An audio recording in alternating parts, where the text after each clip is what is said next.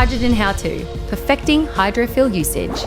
Want to keep your hydrofill running smoothly? First, always use deionized or distilled water.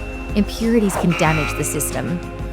Open the water tank, fill it to the marked line, and close it securely.